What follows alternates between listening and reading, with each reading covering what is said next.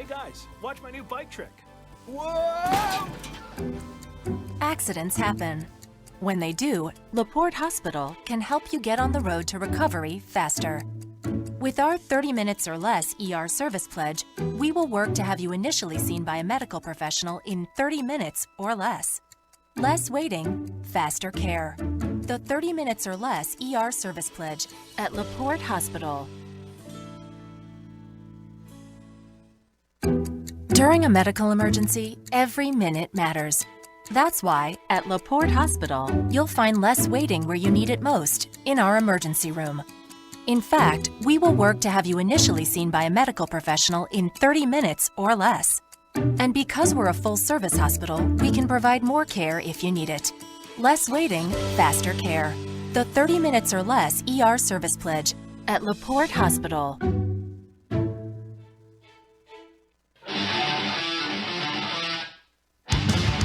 All right, Mary Anthony, we are up for another great installment here of Younger Life Live on WIMS, our radio partner here at AM 1420 WIMS. We're streaming live around the world at WIMSradio.com. Don't forget about the free TuneIn Radio app. And, of course, we'd like to thank our LaPorte Hospital. I'm Rick Federici. I'm Mary Anthony. Yes, we love LaPorte Hospital. I had a child with a bloody nose this morning and thought we may end up at LaPorte Hospital this morning.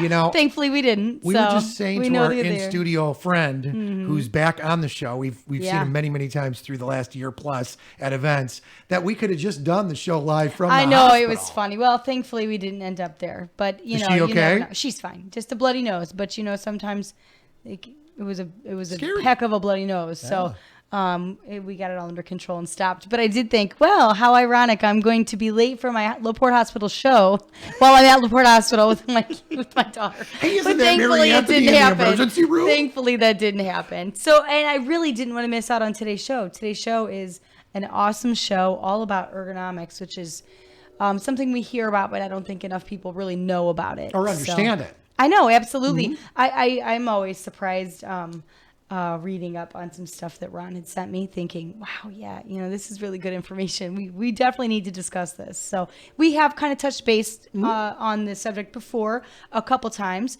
with our friend Ron here, but are you going to say his last name? Are you going to let him do it?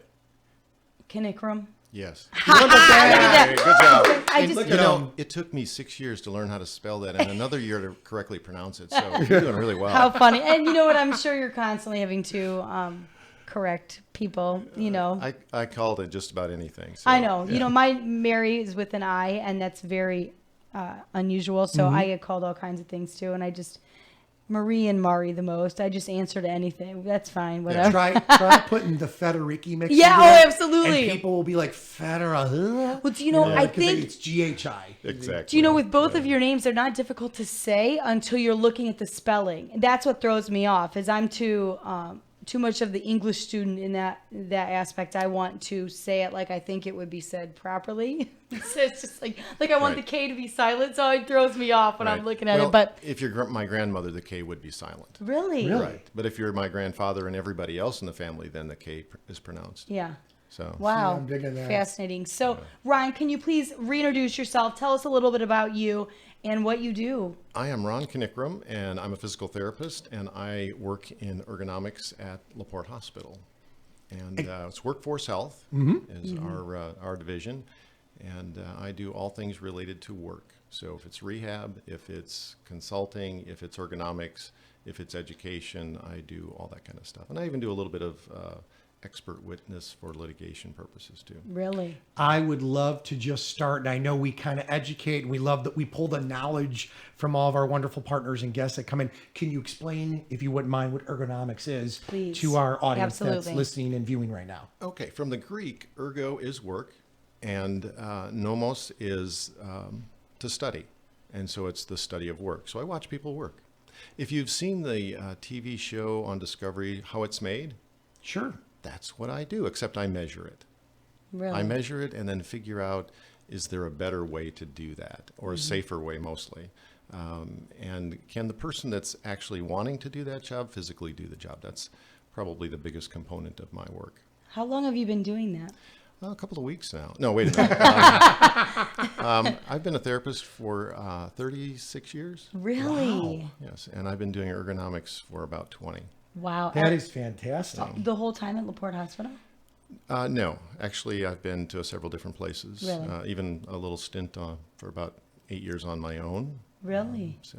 Well, that's neat. I mean, the experience that comes from that is seeing it in different levels, I think, is important too. I remember when you and I were live with some great folks, and honestly, as we came in and when you walked into the door, I'm like, this is so cool. You were one of my favorite guys that we got to bond with because we actually got to do some hands-on stuff live as we were running with scissors. Is that was correct? the running with scissors and For the other things LaPorte you Hospital. shouldn't do, safety event. I think that was like Right. March or April. I mean, it was in the springtime, so it's been quite a while ago. But we did get to do that, and that was fun to learn, the everyday things we do, we don't realize how we are actually could be hurting our own bodies. But I want you to tell us, Ron, why is ergonomics so important? Like, why is it such a big deal, and why is it such a big study? Well, in the work realm, back in 2012 or 2010, there was a study done by the Department of Labor that said there are about 3 million recordable injuries which are work-related. So you got injured and it's a musculoskeletal injury. About 1 million of those are related to strains and sprains. And so that's a lot of injury. And if you think about how much that costs, Americans spend about $50 billion a year on back pain alone. Wow. And that is not productive. It doesn't produce a widget. It doesn't produce a car. It is just money that is totally wasted. And if you could save that money just from back injuries, how much of a raise would you get? Divide that by the 300 million people in the United States, everybody get a little bonus. Yeah. So if we can work safer, we're going to be more efficient, and we're also going to have extra cash. So When you utilize the word work safer and things like this, are these things that we as individuals, as companies, small, medium, large, can do? And are they easy things to do? Like, kind of like, wow, I should have realized that. Is it like that? Or is it like, you guys have got to really, do this, this, and this to make it work? No, there are things that you can do that will minimize the risk. And some of them are as simple as just stretching. You're working at a computer, you're typing all day, you're looking at the desktop. Take a break every once in a while. Stretch those muscles out that you just forced for 2.5 or 3 or 4 hours to work in one position, get the circulation back into them, do some wrist rolls, do some head turns, some extension, because most of the time we do look down at the desk, which stretches the back and tightens the front of the neck. We'll do the opposite. So if you do the opposite periodically, you're going to have a better nutrient flow. Your blood supply is going to be better, and you'll be able to work longer. You'll be more proficient. As a matter of fact, they did a study about 4 years ago with 2 large corporations. One was Nike, and I can't remember the other one, but they had a project to work on for these engineers. And there were probably, between the 2 companies, there were over 300 people in the study. One group was told, this is your project, get it done. Okay, that's all they were given. The others were told, get it done, but here's some rules. You have to take a break every hour, and you have to do 3 minutes of physical activity, whether that's jumping jacks, running around the chair, whatever it is, but you have to take breaks. And before the test, they had people take a study on how happy they felt. And they also could track their productivity on the computer. They found that the folks that did the stretching and the activity were 18% more productive and 20% more creative in their approach to solving the problem. Wow. And the other folks were just stressed out after the end of it because they didn't take a break. They just pounded through it and then were assessed on how they did. So taking those breaks is really, really important. You know why this seems so profound to me, that study right there, because we just wrapped up a 4-part diabetes education series, and our diabetes educator, Patty, she's fantastic, but she, the recommendations actually from the, government, the Diabetes Association, they actually say you should get up for those 3 minutes I think it is every hour. And so when you just said that, I thought, and move. It doesn't even have to be it doesn't have to be anything strenuous. She said, literally, if you stand up, stretch, you're supposed to do that because, time slips by so quickly when you're sitting down doing anything work related. We get so focused, which is fabulous that you're trying to focus, but actually you're doing your body much, much more harm than you could focus so much better with taking that break. So that's amazing Yes. to me. It was completely unrelated. And I also, by doing so, she was talking to us about dealing with diabetes, obviously, but she was also talking about diabetes prevention, and that was one of the recommendations. Was Right. that more physical activity, even on a very minor level. It doesn't have to be anything strenuous. It's Right. just getting that blood flowing. It's better for the brain, better for the body.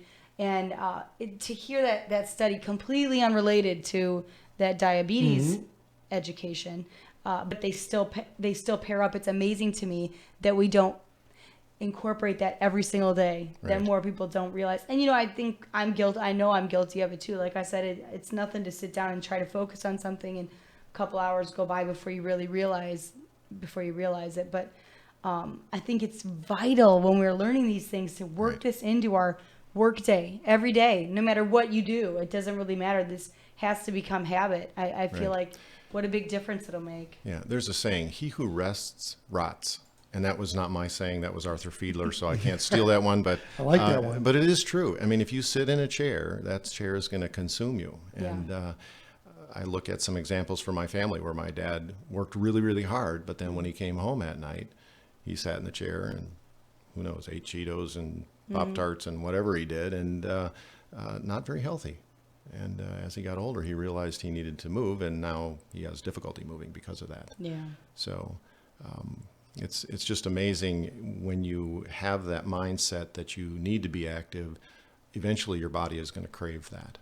So when there's an episode where you can't, I developed a few years ago some plantar fasciitis where I couldn't run, and I jog. So I just became very crabby, and I just wasn't able to focus on things. And so once I got that under control, I got back to running, and my wife liked me again. So it's just amazing how that works. And then miraculous. Yeah, they and sing. so my children do too. It's- Everybody liked being around again. That's Yeah. funny. But I think that it's very, very true.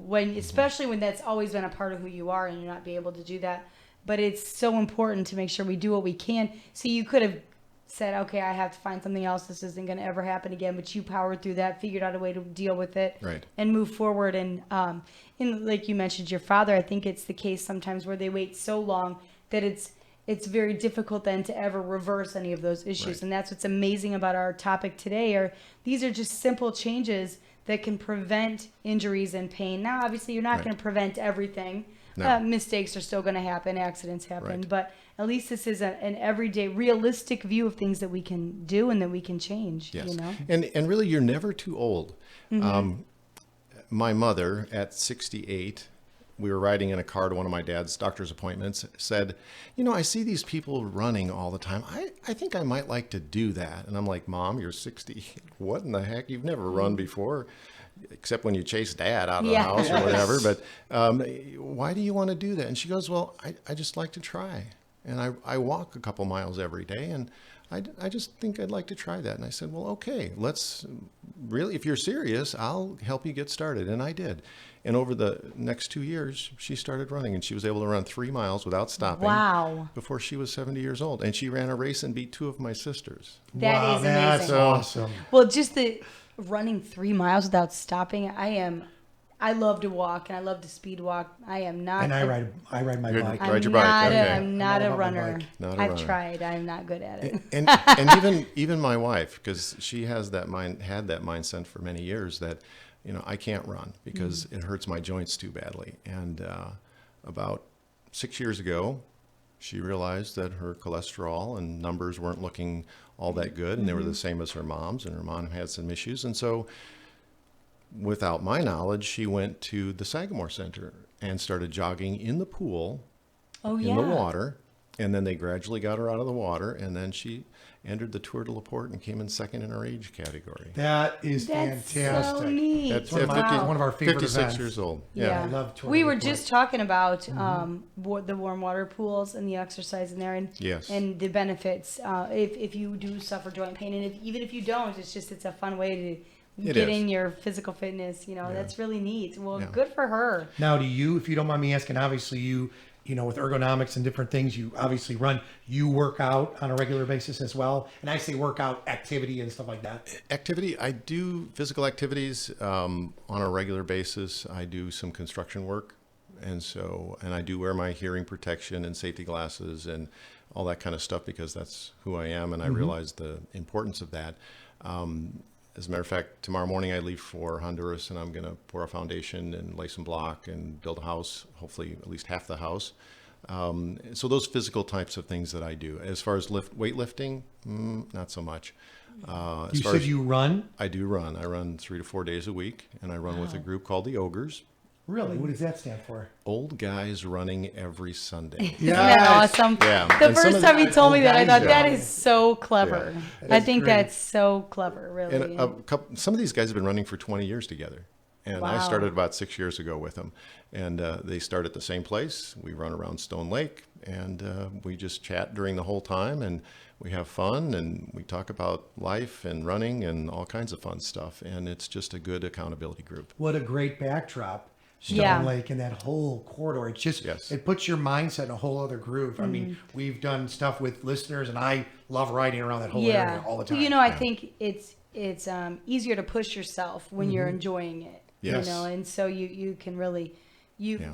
get a little further and it's fun, especially when you're with a group of people, because then even though it's not competitive, it is in a sense. I mean, I like to compete with Right. I love a little bit of fun competition where Right. it's just, you kind of push each other along, and Yeah, and I we think do. it's fantastic. And I always find that people do better when they have that group to keep them accountable. And Yeah. I know that when I run with the Ogres, my pace is just a little bit faster. If I Really? run by myself, I'm probably 30 seconds less per mile. Yeah. And I'll go a little bit further. With our group, anybody can come. My daughter even went one time, and she was still an ogre because she was the only gal running Oh, there we Oh, I go. love it. Sunday. But, Very cool. but anyway, she doesn't run with us anymore. Babies and things like that Yeah. got in the way. But you need to have that accountability group. You really do. It's I important. wanted to ask too, from the standpoint of work-related things, and just kind of pairing back to the event that we were Yeah. with, talking about proper ways. When you're looking at a keyboard, when you're utilizing your computer in your area around you, is there a proper way to position yourself? Because I stand up, as you can imagine, and Mary does too. We stand up all the time. We're here on the air, but there is a point in the day that I do sit down, but I'm constantly getting up and down because I have a million things Right. going through my mind. But is there a proper way to kind of do that? Variety is the spice of life. Sitting is technically being called the new smoking. That's not true. I actually read that, and that seemed silly to me in the sense that we all know how bad smoking is, but I think it's the sedentary aspect, right? Right. Is that what they're? Actually, people that sit more than 8 hours a day have a really high rate of cardiac arrest. Wow. And the study that I read recently said that it is one of the highest, just below males that have poor diets and sedentary lifestyle. But you can counteract that by having an aerobic activity. If you go home and jog, walk, bike for a half an hour, that reduces that back to the normal. So it's not all that bad. But a variety of sitting and standing is important. But when you're sitting at a workstation, things that you use the most should be directly in front of you. So if you're always looking at the keyboard and always looking at the monitor, they should be directly in front of you. You shouldn't have to turn your head to the right or the left to be able to see the monitor. The top of the monitor should be about eye level. So if you have bifocals or multi-vision lenses, then it can be a little bit lower. Mine are a little bit lower because I have bifocals. So mine's a little bit lower. You look at it and you say, oh, you're not sitting correctly. Well, no, I am for me. It needs to be a little bit lower because that's where my visual field is for near vision. One of the things that I tell folks is if you have a standard keyboard, you should left mouse. Because if you think about a standard keyboard, you use the letter keys the most. That should be directly in front of you.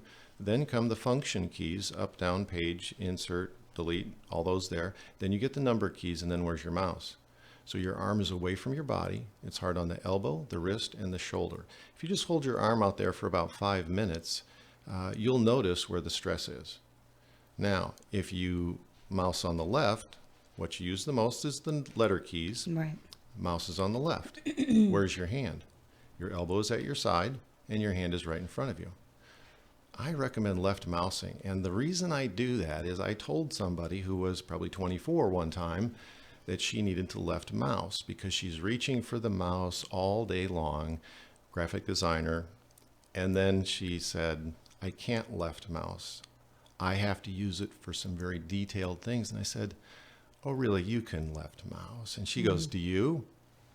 Oh, well, I'm old. But I went to my desk and I changed the mouse to the left side. And now I left mouse, I right mouse, I central roller bar mouse. I can do all, and I can do just as fast on the left as the right. So you can teach yourself to do that. And ergonomically, it's much more correct. When you say left mouse, because those of you that are watching, and Mary and I are actually trying I'm thinking about it. Right. I am so But dominant. Are you right using when you're left mousing? Are you using your left hand? Yeah. Or Yes. are you crossing? Because No, right no. hand to left. Use No, the mouse left. in your left hand. Yeah. Okay, and that's not a dorky question. No, it's not. No. It's not. It's definitely not. a good point to point out for somebody too that might just be listening. But for Yes. myself, I'm such a dominant right-hander. That would be difficult to. I mean, to at least Me too. to get used to. Yes, I'm, but you would be able to. Yeah. And what I tell people is that you shouldn't change the functions. You can go into your computer and change the functions. So the left click is really the index finger, Oh, okay. and the right click is the long finger. I never change it because sometimes when I'm talking on the phone, which is to the left, I'll need to right mouse. Yeah. So I don't want to reteach my hand or have to change my Certainly. computer when I go to the right or That left. makes sense. That And I makes work at perfect several different stations. I have probably 4 or 5 different stations that I work at. So I need to have the ability to do either. Mm-hmm. And so I've just taught my brain to do that. And I'm just as fast left. Is it a natural thing now for you? Because if you're working at multiple stations, so Yes. you could sit down and your brain, it's just normal for you. It just automatically does I that. like that. Yes. And I have an ergonomic mouse at my main station, which I'm probably 40% of the time at my main station, which has a little bar. It's called a Roller Bar Pro. And that does the function of the mouse. And I can also double click with that. And it's got some other functions on that pad. So my hands never leave the middle when I am at my main station. So then I can Okay. use the phone. I can use the You know, mouse. there are so many things now that they actually have that tools, to use to actually help. So your workstation is a little bit more ergonomically correct, right? Yes. What about? I'm just going to ask you about a couple that I know that are a little bit old school. I don't know if they even still use them, but Okay. the like gel pad. Yes, For the front of absolutely. the keyboard, is that I still a recommend- valid thing? Yes, that is Okay. valid. Because what it does is it elevates your wrists and also Mm-hmm. puts a little padding on the wrist so that if you're typing, and there's 2 different types of typers. There's people that really type. Mm-hmm. They don't have to rest their hands. Their fingers just dance on the keys. I have a sister that types 160 words a minute. She's really fast. And she doesn't rest. She just dances on the keys and it comes out words and there's very few mistakes. I rest my hands on whatever's in That's front of me. me. And so I have a mouse gel pad, I have a keyboard gel pad, and so I use those. I love to. and I would recommend really those. type.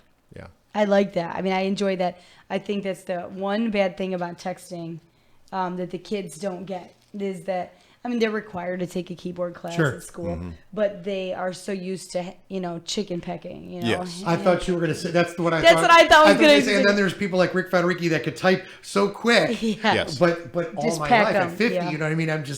Yes. It's just natural as you would Yeah, say. but it's yeah. kind of a- And you can do that. I mean, there's nothing wrong with typing with 3 fingers on Right. each hand, or Right. even 1 finger on each hand.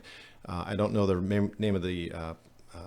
There's a reporter that he's probably in his 70s, but he types with 1 finger. And when you watch him, he types, probably Yeah. 60 or 70 words a minute with Wow. his index fingers. That's incredible. And so I've been able to teach myself to type with 1 hand. I probably only do 20 words a minute, but it's still, when I'm on the phone or when I'm doing stuff with the other hand, I can still type, or usually if I'm eating, that's probably why I type with 1 hand. I like it. Look at a multitasking man. Yeah, I know. Yeah. It really is fascinating. The whole study. I'm curious to know, Ron, is you mentioned back issues. I mean, clearly Yes. that's a big issue. That is a If huge it's issue. that costly for companies, for people, is this creating like really loss of time at work also? Loss of time at work and big dollars.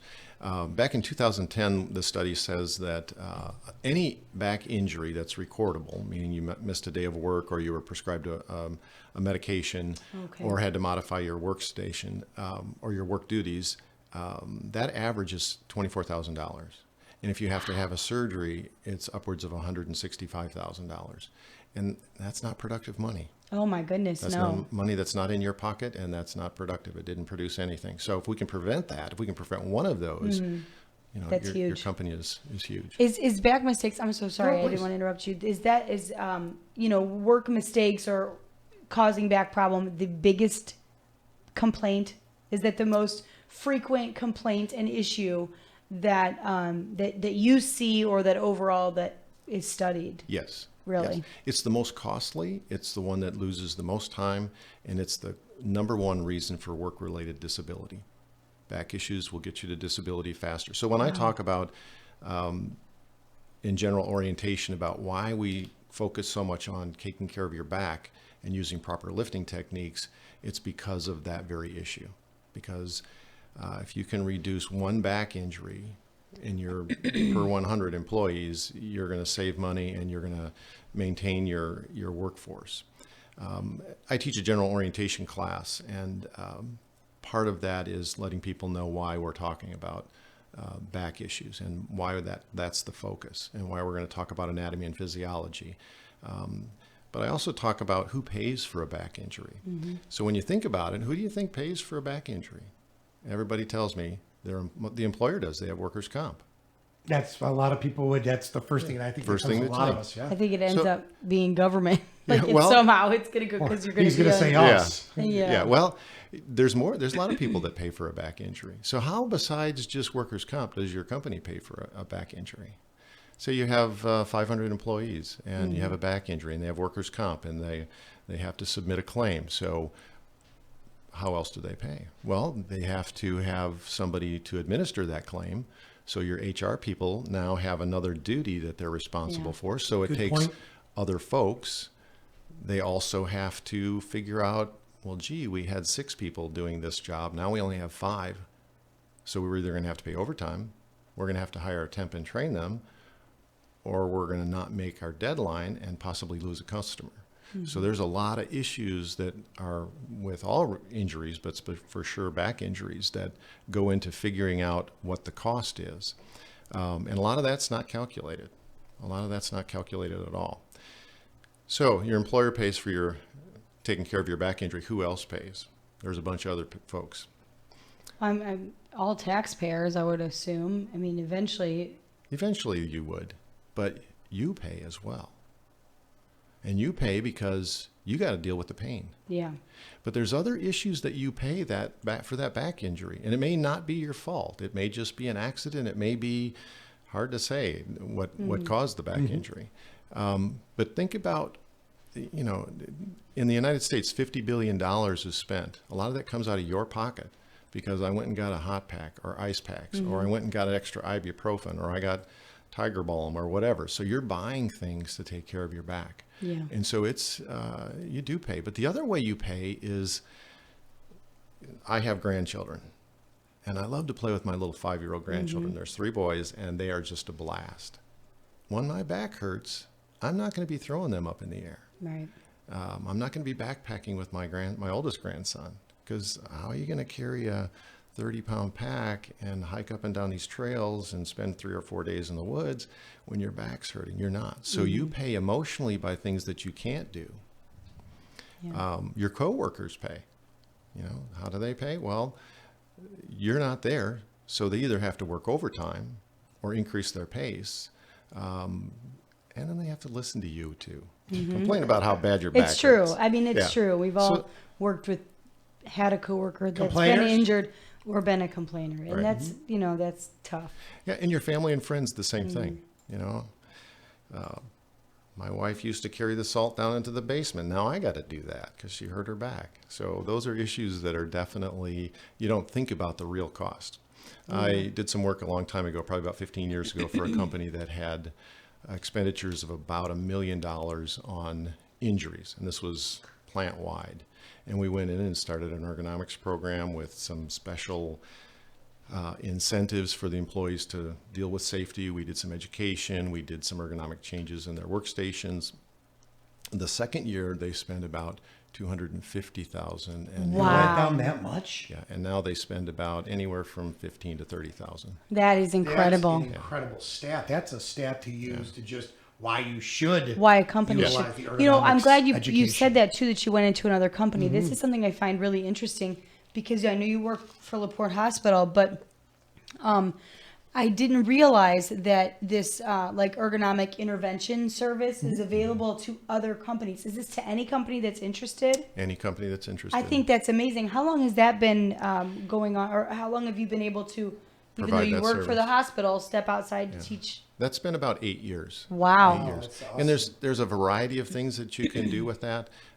We have a couple of companies that do what's called early intervention, where I go through the company and I watch the processes, you know, the old Discovery Channel, how it's made. I go out and watch how it's made, and then I watch and interact with the people. And most of the companies that we do early intervention on site, they want me to talk to folks if they're hurting, no matter if it's a work-related injury or if it's arthritis or whatever it is that happened playing softball or knitting or cross-country skiing or whatever. They want me to talk to them so they can get the advice that they need from a good medical source. right. And so if you injured yourself playing softball, that's going to affect how you use a grinder Absolutely. or how you weld or how you knit or how you do whatever your job is.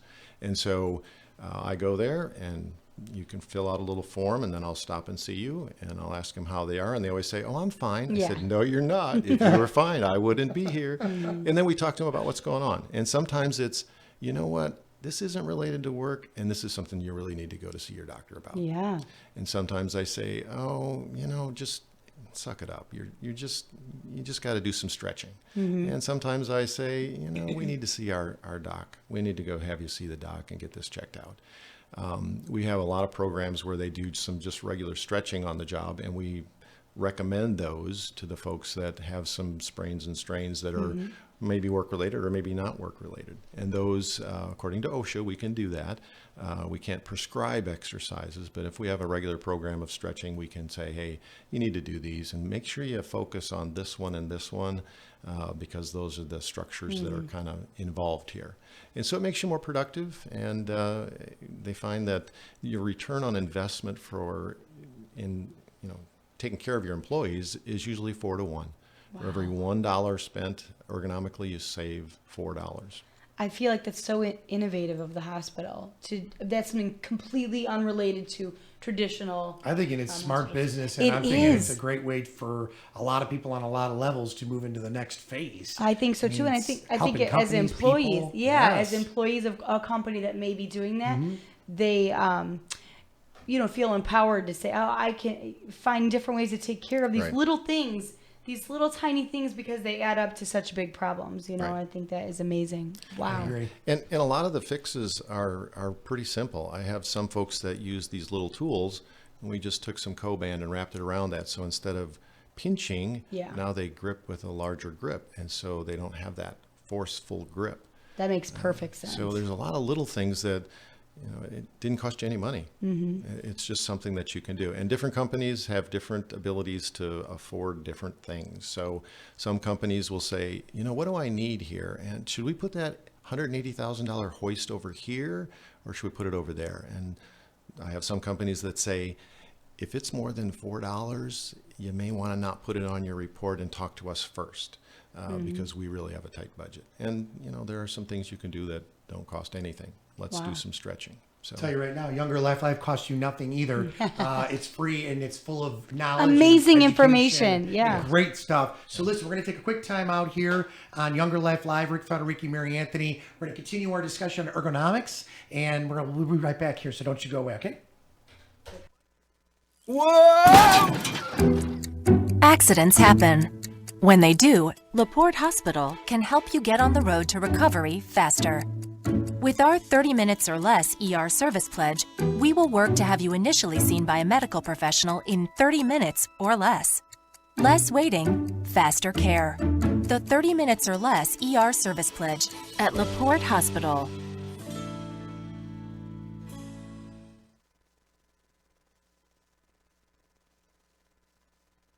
Festive music will fill the air as close to 1,000 vocalists and instrumentalists kick off the holiday season at the Michigan City Area Schools One City, One Sound concert on Thursday, December 1st. The event will be held at 7 p.m. in the Michigan City High School Gymnasium. Admission is free. However, all who attend are encouraged to bring a canned good or non-perishable food item for the Salvation Army. The concert will be broadcast live on AM 1420 WIMS and also streaming live on WIMSradio.com or via the free TuneIn app for all your mobile devices. This year's live broadcast of One City, One Sound is brought to you by Arby's of Michigan City. During a medical emergency, every minute matters. That's why, at LaPorte Hospital, you'll find less waiting where you need it most, in our emergency room. In fact, we will work to have you initially seen by a medical professional in 30 minutes or less. And because we're a full-service hospital, we can provide more care if you need it. Less waiting, faster care. The 30 minutes or less ER service pledge at LaPorte Hospital. The Grand Valley State Lakers win again. They're 12-0 on the year now, and up next, a home game against Ferris State. You can catch all the action here Saturday at noon on AM 1420 WIMS or 1 o'clock Eastern Time on AM 1060 WHFB. You can also stream the game live at WIMSradio.com, WHFBradio.com, or simply find us on the free TuneIn app. So remember, keep it tuned here to AM 1420 WIMS, your talk of the South Shore, and your home for Grand Valley State Laker football. Hi, this is Rick Federici. And this is Mary Anthony. Weekdays here on WIMS, we do a great show called Younger Life Live on the radio, on the stream, and on TV. It's fun. There's a lot of stuff we do. Every day, you never know. Some days we're talking about volunteering all the way to being up in a tree. And whether it's healthy eating or bike riding, just getting yourself, it's about staying younger longer. So join us for Younger Life Live coming up when? Weekdays from 9 to 10 a.m. Younger Life Live on AM 1420 WIMS.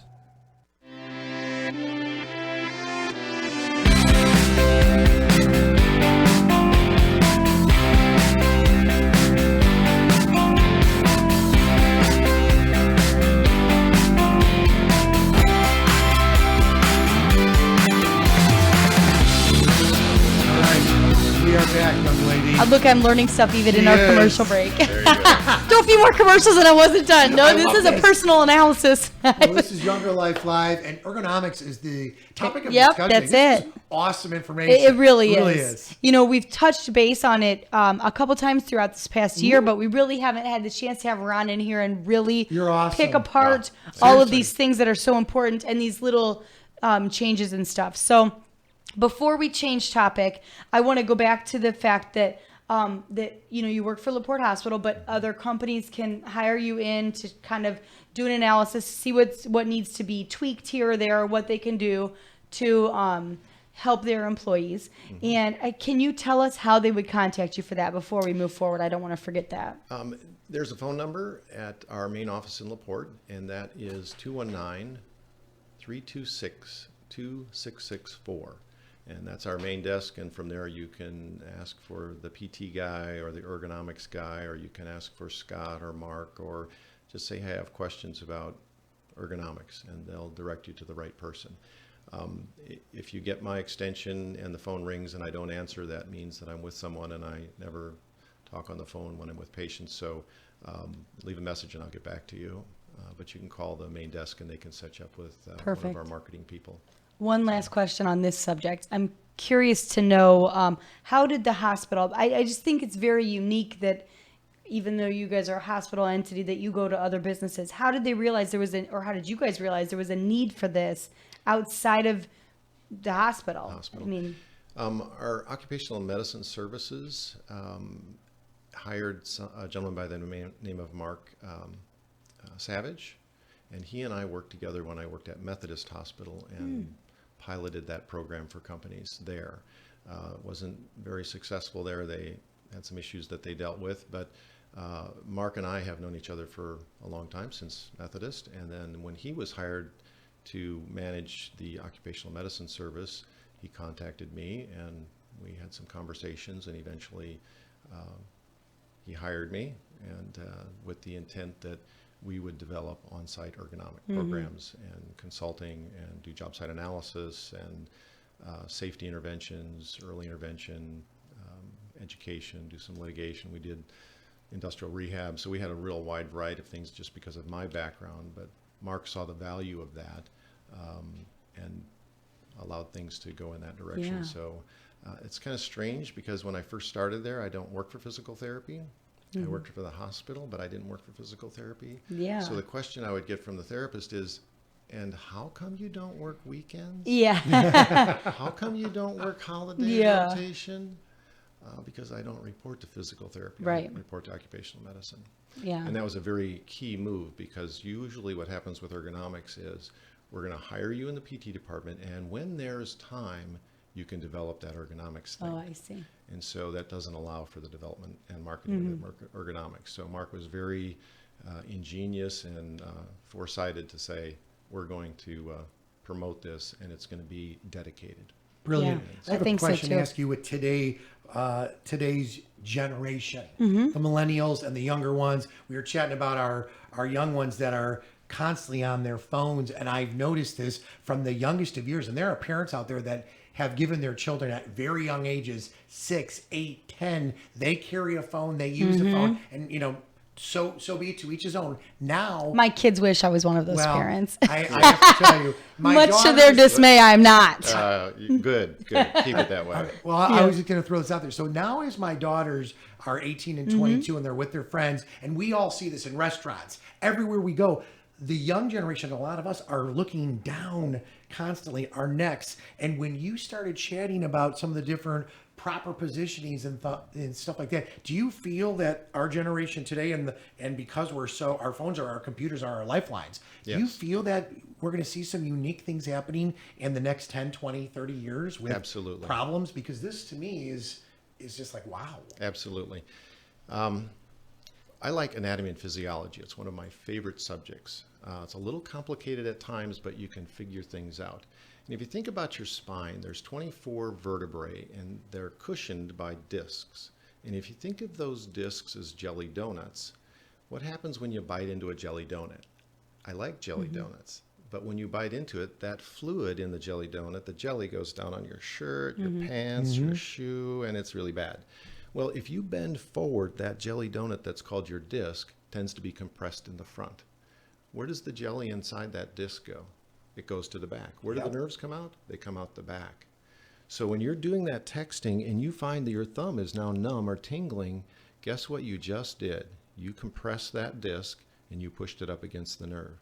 Or if your index finger and long finger are tingling or numb, or you can't control them, eventually you're going to have those issues with that constant progression of flexion and compress the front of the disc.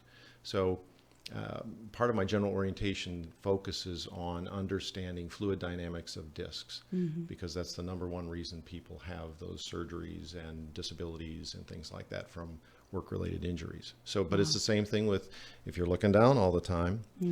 Same thing with your desk. If you're looking down and writing on papers on the desk all the time, you have that constant flexion. A lot of times with rotation, pushes that fluid directly back towards the nerves.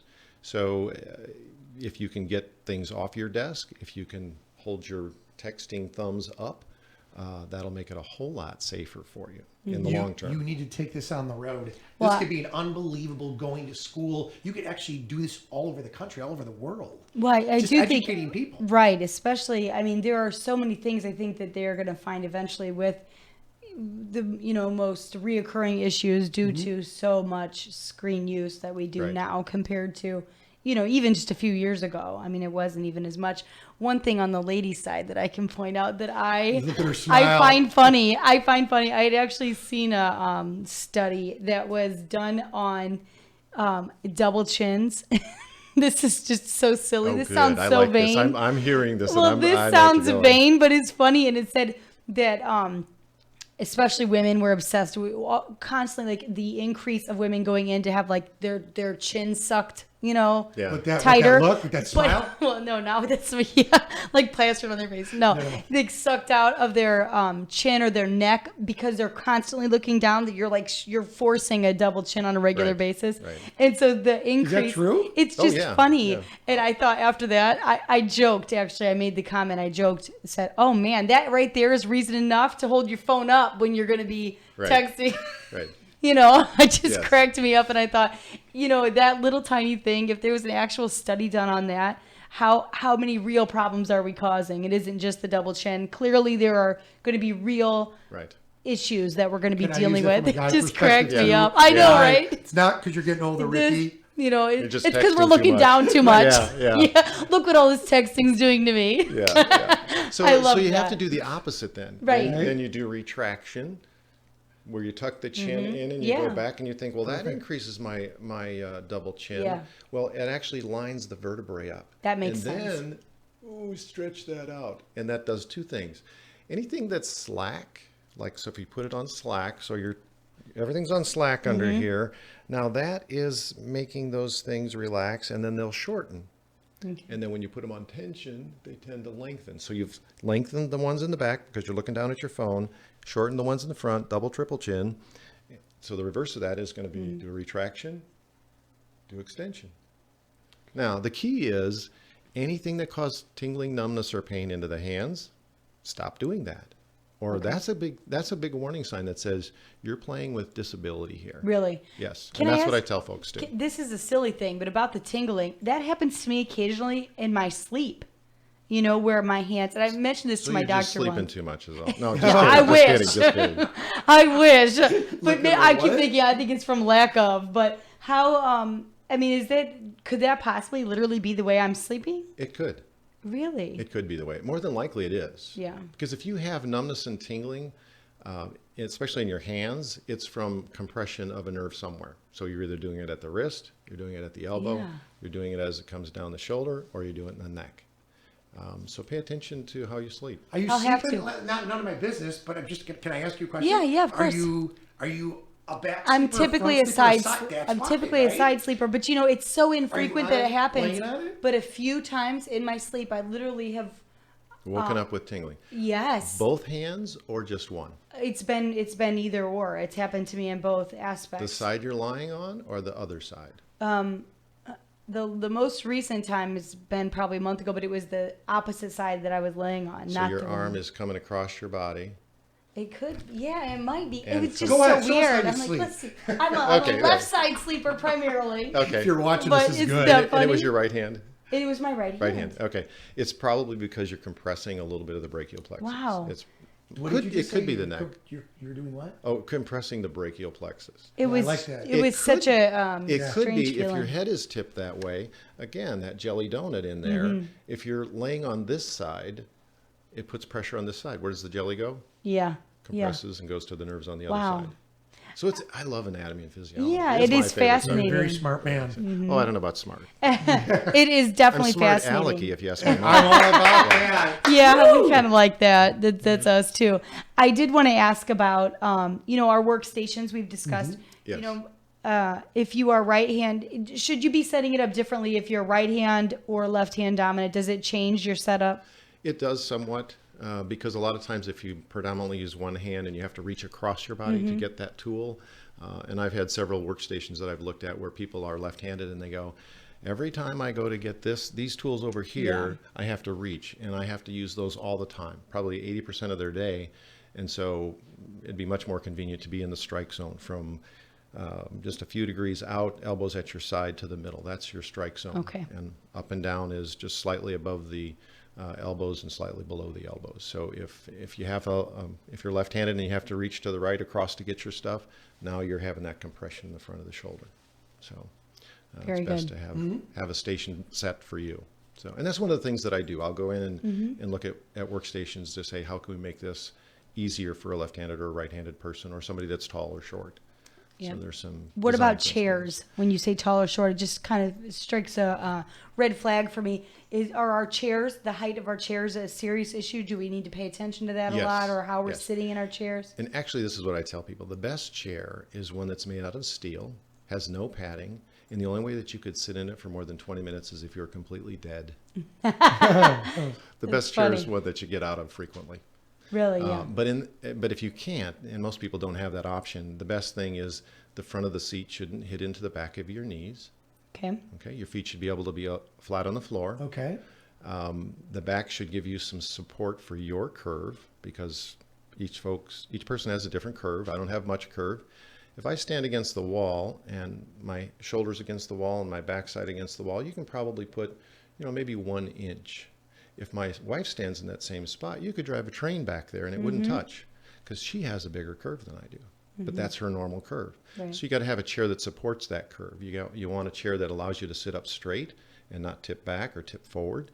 So it just needs to allow those bones to stack one on top of the other. Maybe a unique question. Is there a way to properly, let's say I as a boss, as an owner, say, okay, everybody's got their stations. Do you fit each person to their chair? Not to be weird. Yes.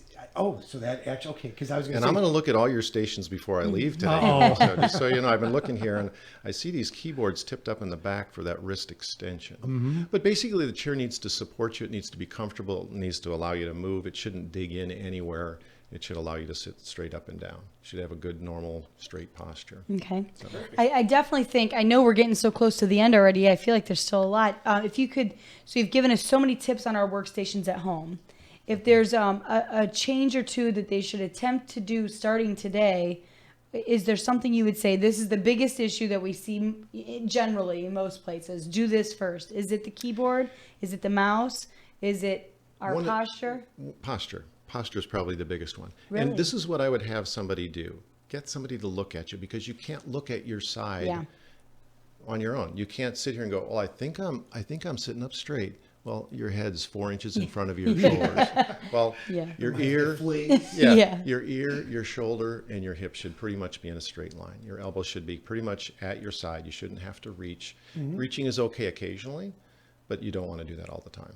That puts too much stress on the shoulders, on the elbows, on the neck.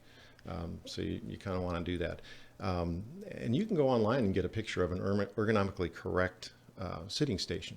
Okay. And you'll be able to see what the posture looks like. That ear, shoulder, hip alignment is really, really important. Elbows pretty much close to you without reaching. And have somebody look at you for that. What about Rick and I who stand a lot? Standing, I went to a bar one time just to check this out. That's a lie. But most bars have a little footstool. Yes. And that changes the posture of your pelvis and takes pressure off the spine. Really? So back hundreds of years ago, bartenders knew how to get you to stay there longer by having that little footrest. And I noticed you guys don't have that. No, I think it's a brilliant idea. But you do have a footrest on the stool. Yes, we do. Yeah. So 20 seconds. I do that Yeah, there you occasionally. go. Is that better then or not good? That's good. And shifting back and forth is good. Stools and steps for everybody. We have to have you back. Have a great holiday. You're Thank you awesome. so much. You're Good luck on your intellectual, mission trip. That intelligent sounds man. like a great time. You're Be safe. awesome. Thank you. On Thanks. behalf of us all, Younger Life Live, thank you, LaPorte Hospital. I'm Rick Federici. I'm Mary Anthony. Thank you so much, Ron. That's so nice. It was AM 1420, WIMS, Michigan City, a Girard Media Company station.